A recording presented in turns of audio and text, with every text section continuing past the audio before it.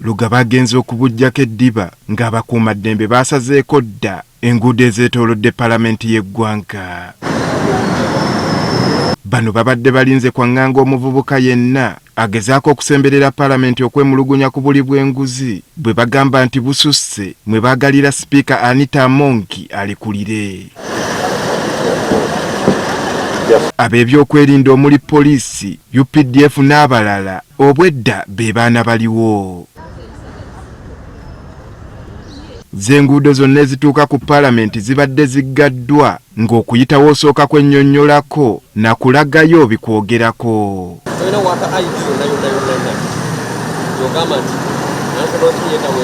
Emmotoka zimmamba, bubbaasi bwa poliisi n'ezo ezaakazibwako buli wendi nkusiba obwedda buli lutemya lwa liiso zirawuna. Abakungu ba gavumenti abamu omuli ne baminisita okwolekera Paalamenti batambuddewo na bigere. Bwe gutuuse ku baboodabooda bo tebattiddwa ku liiso wadde.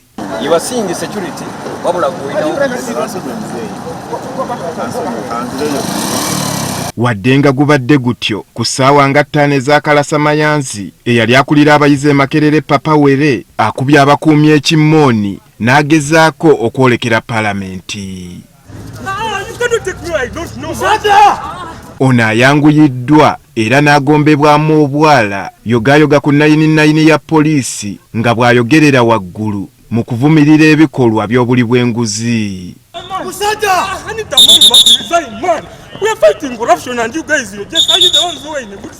Lutemya lwa liiso ekibinja ky'abavubuka ekirala bafubutuse mu kkubo eddala nga bakutte ebipande ebiraga obutali bumativu bwabwe.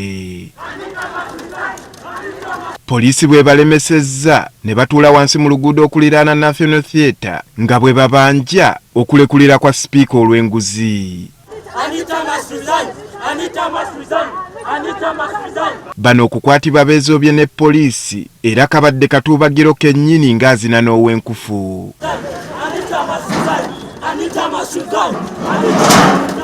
N'okulinnyisibwa akamotoka ka poliisi ka buli wendi nkusiba babadde beeremye nga bwe bawogganira waggulu.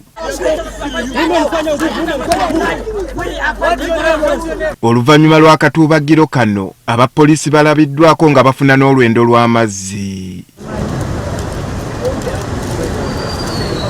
Amalya g'ekyemisana ng'abasirikale baakafuna ekyokulya abavubuka abalala babalabirizza ne baagala okubayitako. Nabo poliisi ebanguyidde era emikono ne gizzibwa gye gitaliira ntungo. N'abavubuka abamu abazze Ssekinnoomu tebaweereddwa kyanya kutuuka ku Paalamenti ne bakwatibwa. We buwungeeredde nga poliisi ekyagumbye si kulwa nga abavubuka abalala babalabiriza ne balumba Paalamenti. Andrew Kaggwa, Agafeeyo, Spark TV.